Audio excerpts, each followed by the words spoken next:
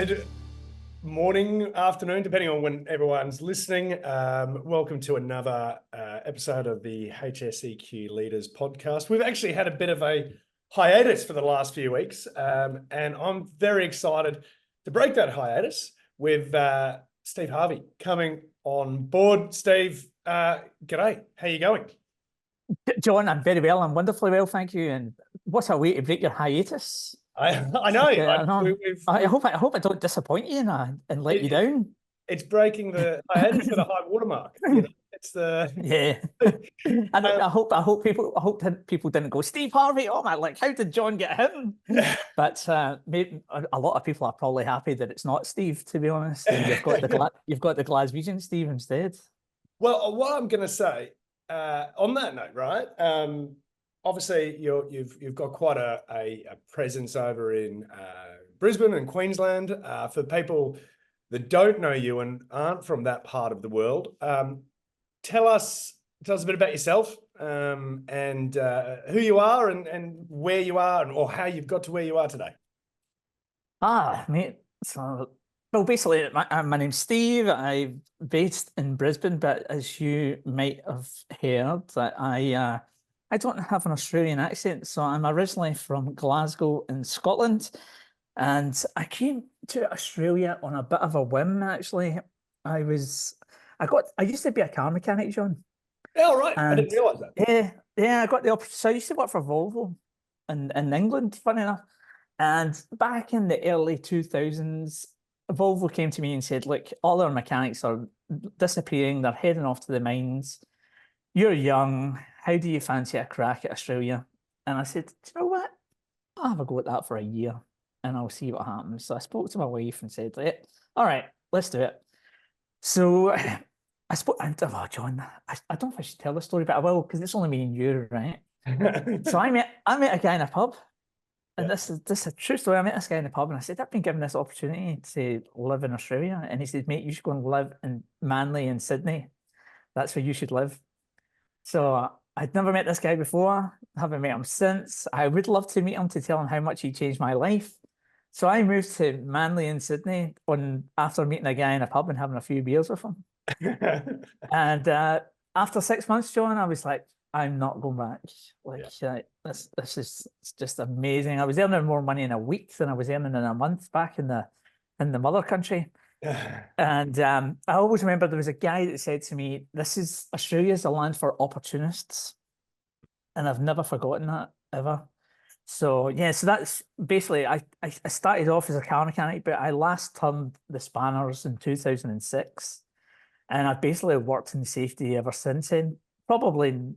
I probably wasn't, in fact, I know I wasn't like what I am now back then. I was one of your archetypal safety guys back then, but yeah, so I basically come through. I moved to Queensland in 2008, so I've been up here since then. And yeah, I've had probably about 4 or 5 different roles in safety, really. Tend to spend a couple of years doing what I have to do, and yeah, then think about maybe trying something different. But I've worked in labour hire. Labour hire was actually amazing for me.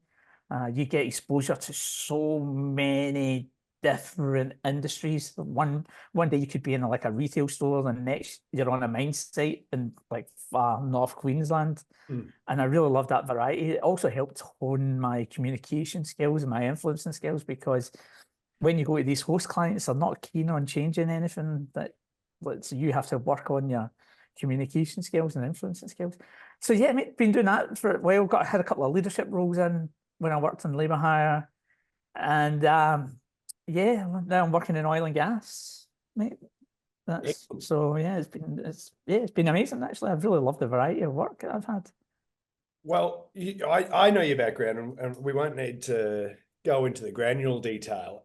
I think before we go into more on the safety, because that's what I think is really interesting on your approach.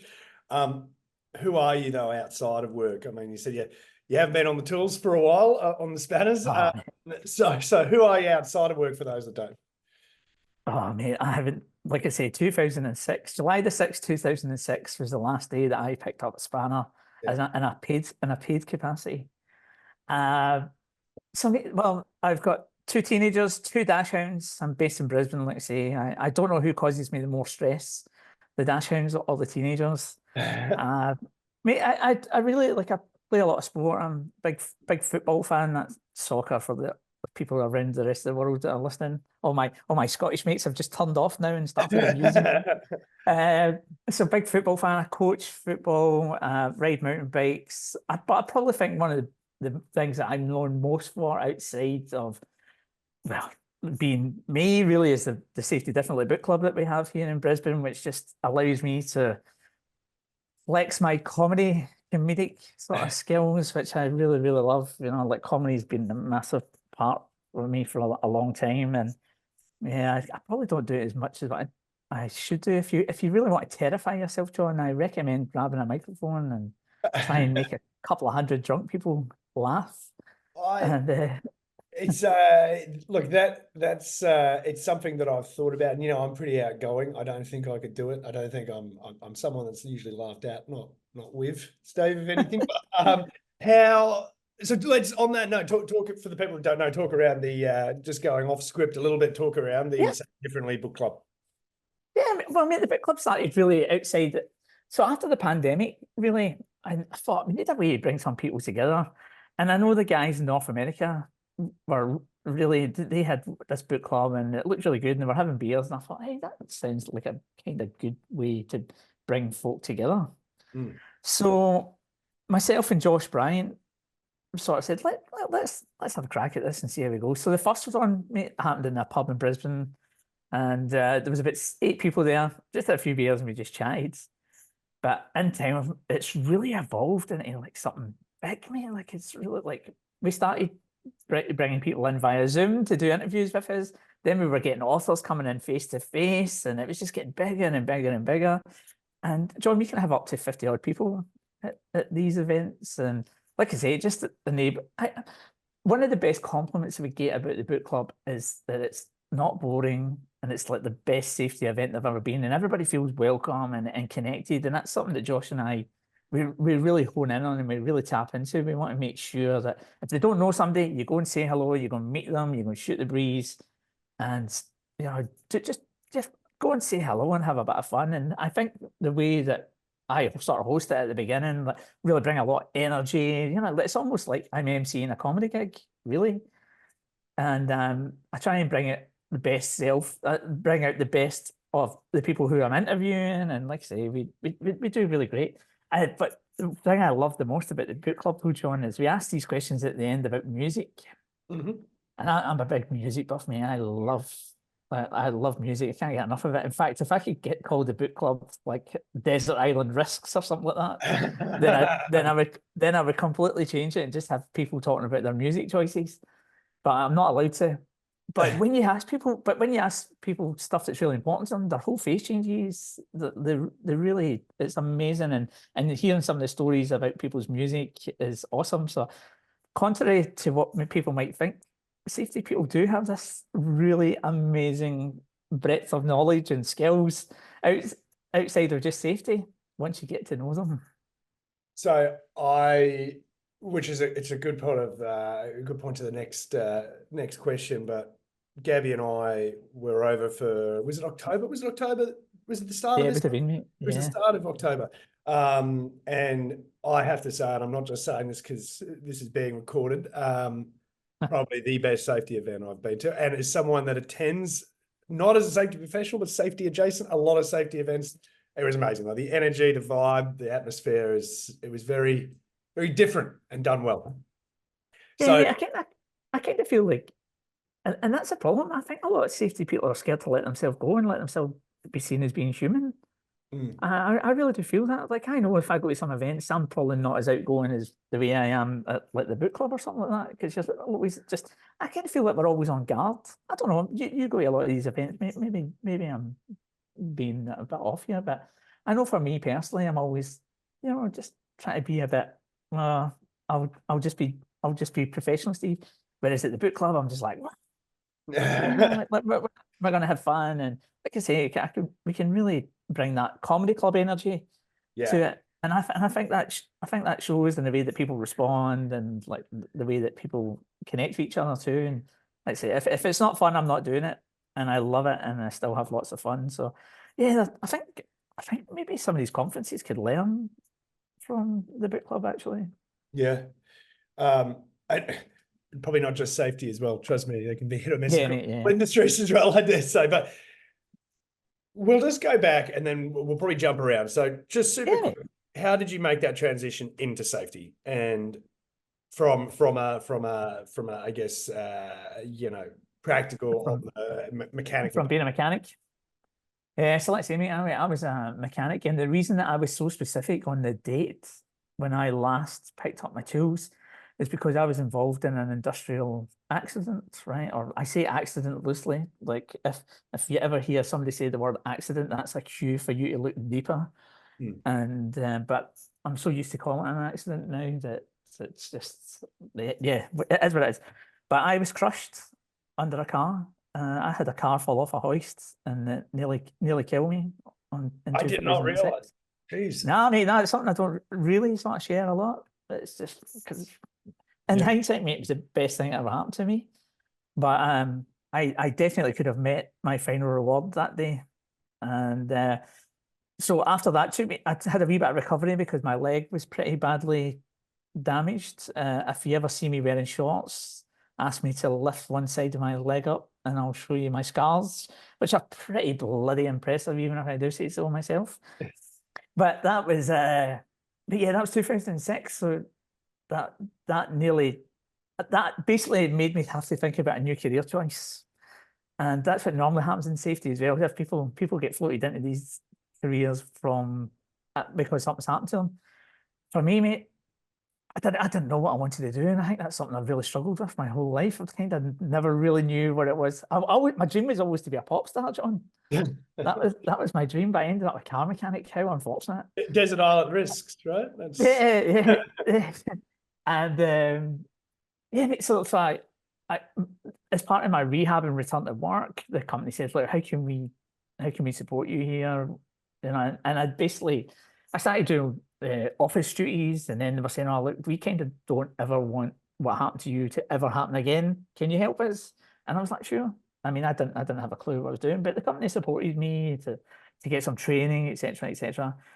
But like I say, John, I probably wasn't the best safety person. I was one of those checkbox type guys back in the very beginning because I just didn't have the skills. And so yeah, that's really how I started off in this way. There was a definite moment in my life when my whole career changed though. Unfortunately, I had to deal with a fatality in 2014, and it was a mechanic that killed in the mines.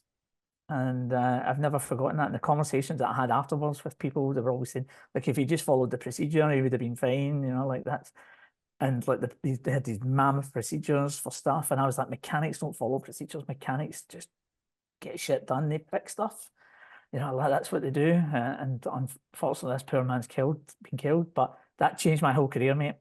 So after that, I started studying the work of Drew and the Disaster Cast podcast, started listening to Paul Conklin, started listening to Professor Decker and all those guys of that ilk. And it left me really, really frustrated with safety actually, because I was like, I'm hearing about this amazing way to practice this profession, but nobody's doing it. Nobody is practicing like this.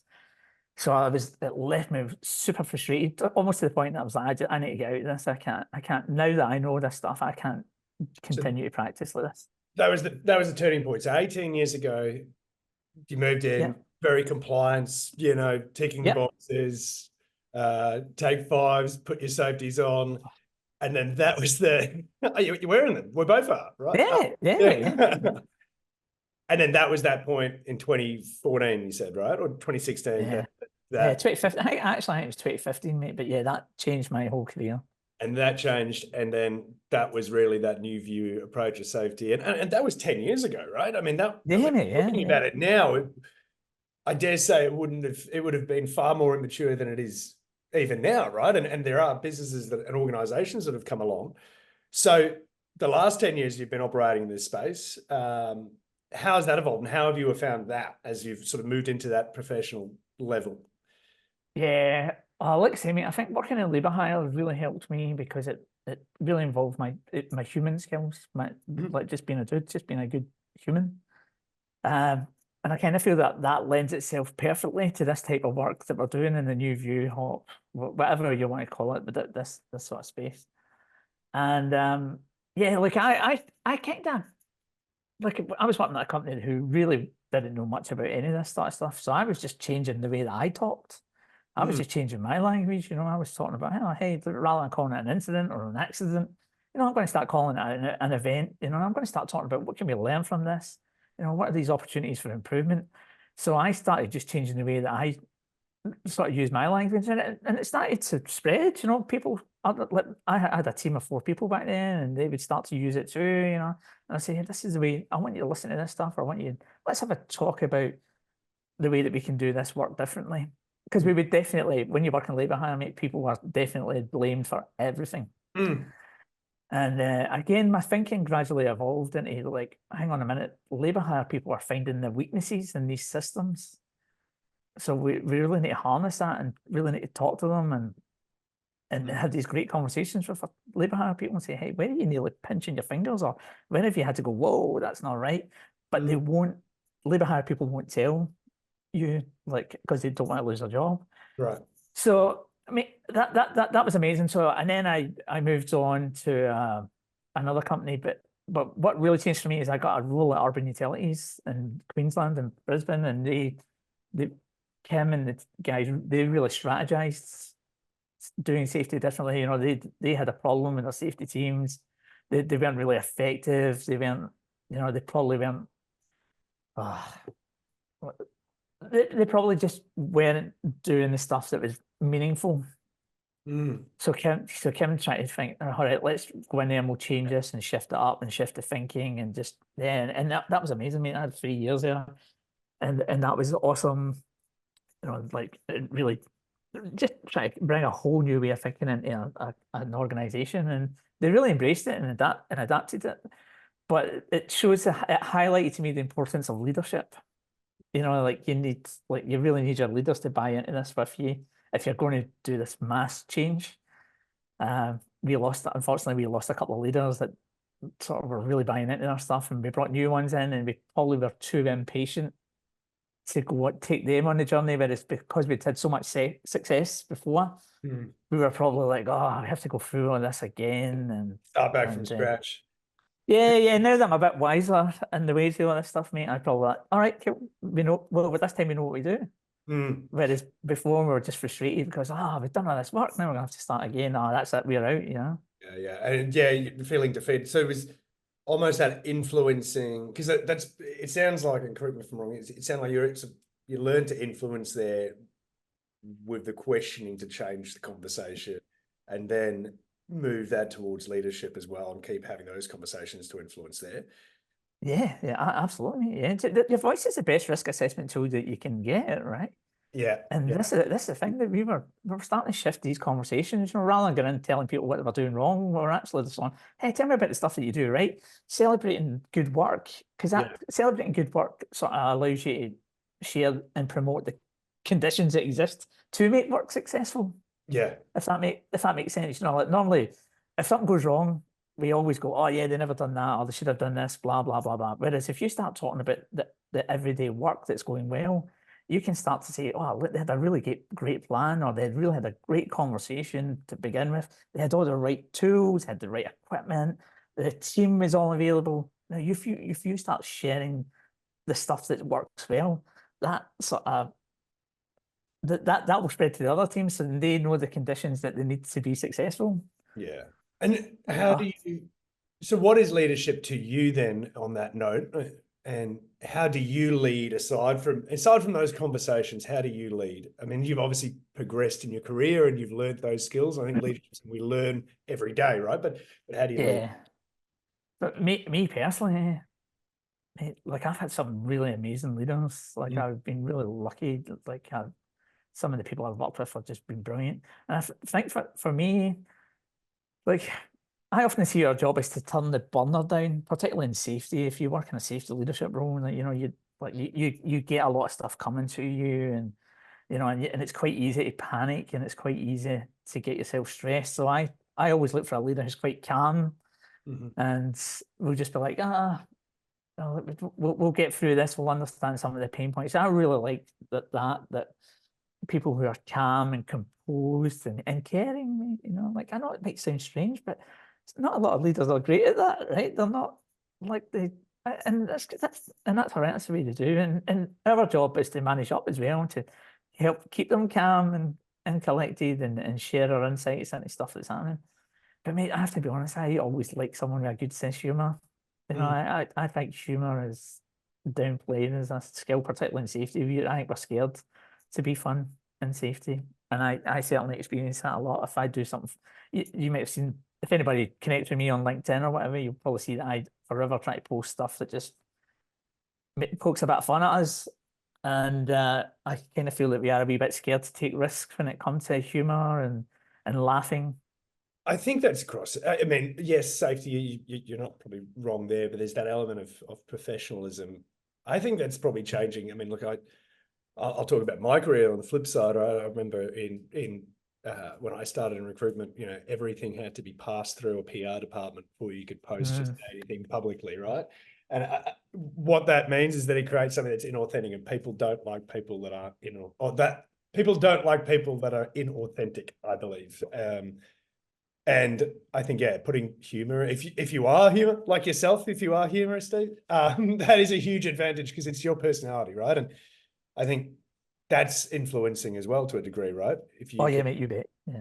if people like you and trust you, and that's a key influencer. On that note, Yeah, though, on yeah, the flip side, what do you look for when you're hiring safety professionals? You've had teams, you've hired. yeah, mate. Yeah, yeah, What yeah. do you Definitely. look I have to share this with you, John. Like you'll laugh at this, mate. for? Like first for I need someone that's human. Like I like someone who, like, when I do interviews, I sort of generally ask, hey, what music do you like? You know, like, what are you studying? Like, blah blah blah. So I'll connect with them on a human level, and I don't really mind what skills I've got, but just that I'm looking for someone who's authentic, John. Hmm. But I have this little thing that I do, and I take people on a milkshake date. Milkshake day. Yeah, I haven't done this for a while, actually. It's something I have been talking to people about this, but I haven't been recruiting for a while. I'll take people to a cafe and we'll have a milkshake, and I'll just sit there and slurp on this milkshake and talk to them and say, "Hey, tell me what you like." And it That really, has to be a milkshake, no coffee. It's a milkshake. it has to be a strawberry milkshake too, and I think it tells you a lot about people. Sometimes they'll go, oh wow, this is really relaxed, this is cool, and you'll start to see their humor, the human coming through. You know, like, they'll start being cool, or they'll be totally awkward and uncomfortable, and they won't like it. Yeah. So Well, you probably thrown someone off guard, right? yeah, totally, Yeah. yeah, totally. And I had 100% strike rate whenever I've taken someone for a milkshake date.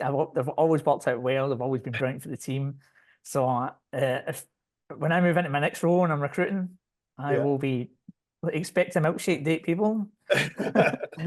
Anybody that wants to come work with me, don't worry, I'll shout it, I'll buy it. But yeah, but generally, mate, yeah, generally I look for someone who's human. I'm not too worried about the skills, because I've worked with people who have had like double degrees and they've been, you know, just not that. If it's sounding unkind, they're just probably not that great around other people. Mm. And I kind of feel that safety's evolving into this space where you really do need to be like a masterful and purposeful around people. We'll come to that evolution in a second. Conscious of time as well, and I knew this was going to run late because it's you and I talking. But what would you, for people that are listening, you've obviously, you know, you've progressed through your career. It's been 20 years. You've seen changes. You've built a really good brand and a really good reputation for yourself as well.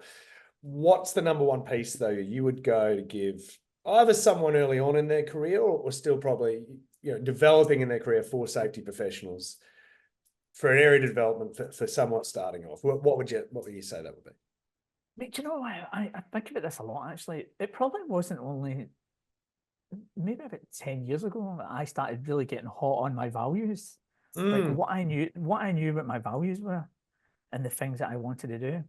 And when I look back now, I think, oh, I wasn't working to my values in these places, and that's probably why I was getting sick, or why I wasn't enjoying it, or or I maybe stayed a wee bit longer than I should have done in these places. So get hot on your values, get hot on your purpose, and yeah, and really, really practice that stuff and really, really think about it. Because if you're in a job that you don't like, it's going to make you sick. I promise you. It's done. Oh That yeah. happened to me. That happened to me. So yeah, get really hot on that stuff, and you have to make like we spend so much time there, and if you're not enjoying it, then it's going to make you sick. So that would be my big ticket item. And I've actually worked with teams after that and said, like, let's get people who have not been enjoying their job. I'll be like, right, okay, let's talk about your values. And they're like, what? Why are you doing this with me? And I'm like, because I'm telling you, it's really purposeful and it's meaningful. Let's talk about it.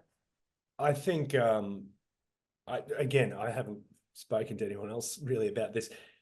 Something that we do in our business, but we all sat down and we do it regularly, reassess your personal values, and then we have company values, right? But I think that values and purpose piece, there needs to obviously be an alignment, but companies, I talk about this all the time, there are often words that are written on the lunchroom wall that mean nothing.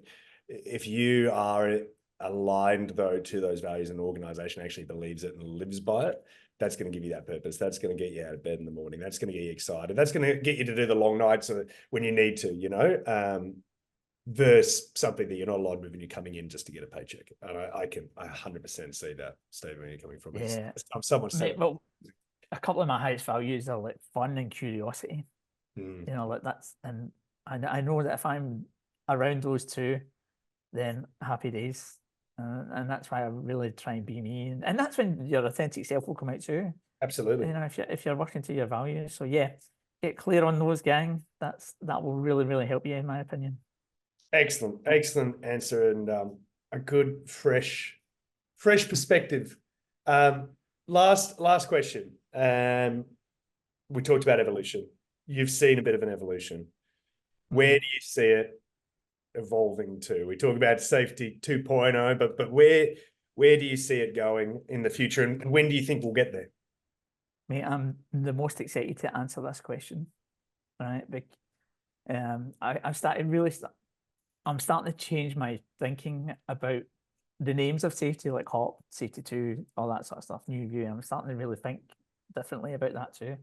But I read a book a couple of years ago called The Ministry of Common Sense.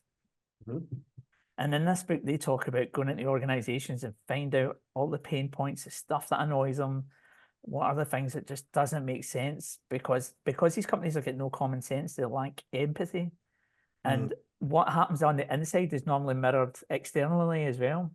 So I actually can see, and when I was reading this book, I was like, I can actually see safety evolving to being these business improvement sort of force, right? I don't know their names, but maybe just like a business improvement professional or whatever. But someone who goes in and sort of, obviously really need to be good with humans and try and build that trust and connection. But someone who goes in and says, right, okay, how can we make this organization a bit more efficient? What are the dumb rules? What are the stuff that just doesn't make sense? And rather than being fixers, just improve it. Let's make it that tiny wee bit better. Now, the reason I'm saying that is because I think frontline teams, especially, and operational people, they know safety. They know when stuff's wrong. They know when things are not right. They know their work better than what we will ever do. So those days of us going up telling them that they're doing work wrong are gone. Or they're dying. Don't get me wrong, there is still people out there that do that, and I know there is.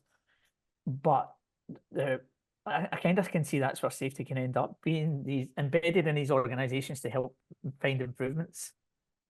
So I don't have a name for it yet, but I'm happy to start it. That's interesting, right? Because it's almost that full circle back. We had HR, HSE were always joined together, right? But it's about process improvement function of a business than a compliance-driven piece. Yeah, mate. I mean, the compliance part is still important. Oh, of course, yeah. But the frontline teams and operational teams, they've got that down pat. They know what they have to do. So it's up to us to try and be those conduits Mm. in the business to say, right, okay, here's what's happening in front line, here's what's happening at your end. This stuff's not aligning. If we maybe take this out or change this or do this, this might make this stream of work even quicker and better. So yeah, that's what I think will happen to safety in the future, and I hope to be part of it. Do you think that's an amazing answer? And I'm going to ask another one as well. Are you going to ask me about music? Yeah, well, that's the last question. That's the last one. But do you, on that note, do you think there's anyone doing it? Are you seeing it at all? Are you seeing safety right now evolving there to a degree as a profession, or do you still think we have a long way to go? I definitely know my mate Josh at Mitchell's he's doing that. He often talks about doing learning teams for like credit card expenses or something like that, you know, just to sort of find out how they can, you know, just doing learning teams and discovery work, insights into just normal everyday practice. So yeah, definitely Josh is doing that stuff. There is a few other guys around the place who are having a red hot crack, and yeah, I like I say, I kind of see that's a way. Safety is going to be less about people making mistakes and more about business improvement and how we can make work better for the people who will make mistakes, because that is just natural and that does happen. But how can we make work better? So that's what I'm thinking. Amazing. All right, we've got 3 minutes left. And I know you've been hinting on it all the way through. So your top 3 favorite safety songs then. Oh, top 3. Oh, mate. Wait, you know that I love my Top of the Safety Cops. So I use this in my training when I have these artists that like sing safety songs. Yeah. So I won't sing them, although I can sing, but I'm not doing that. I need lights and camera. I need to be in front of the audience. We need better lighting. Yeah. Yeah. So the person that started Top of the Safety Cops for me was probably a guy, quite a famous artist. You've probably heard of him, a guy called George Michael. Yeah. Rather than faith. Yeah. The song is "You've Got to Be Safe." Marvin Gaye, rather than sexual healing, it has the lyrics of that song will be, "It's hot just like an oven. You'll need your gloves on." Yeah. Right? And oh geez, I've done so many of them. Oh geez, mate, there is so many of them. I do have music's a big part of my life. So if people want to connect to me, and you'll see the videos that I post occasionally on LinkedIn and or Instagram or whatever. And yeah, I'm forever trying to create new ways of bringing humor and fun and connection to my training and to safety thinking, and music and fun is a big part of that. So thank you so much for jumping on. Amazing. I knew we would cover a lot of ground and have a laugh. For those that do want to follow, so I will put your LinkedIn code, whatever that is, the LinkedIn link on the video as well, so people can follow. And anyone that is in Brisbane, if you do want to have a good laugh and the best safety event and meet Steve in person, it's happening every month. Are you doing every month? Are you having a no, John, actually it's not. You got lucky, mate, there. Actually, what we do is we timed it specifically to come there, mate. I did. Yeah, definitely. I know we did. Obviously we spoke about it, but it really depends who's in town. Right? Yeah. So we much prefer the face-to-face things. Yeah. So if we have people in town, then we'll make sure that we try and get an event face-to-face. But mate, it's kind of getting so big now that people are actually saying to us, "Hey, can I come on the book club? Can I come and talk about stuff?" Yeah. So we try quarterly. That's the sort of thinking, because it takes a lot of organisation. It does. You know, people don't realise how much work goes into planning an event. It really does. Yeah. It does. Calls, emails, everything that comes with it. But if we get someone monthly, then we'll do it. Excellent. So thank you again. And I'll see you shortly. And I'll put the link in there, but thank you again for your time. And it's been incredibly insightful. Awesome, mate. Thank you. And thanks for listening. Cheers, mate.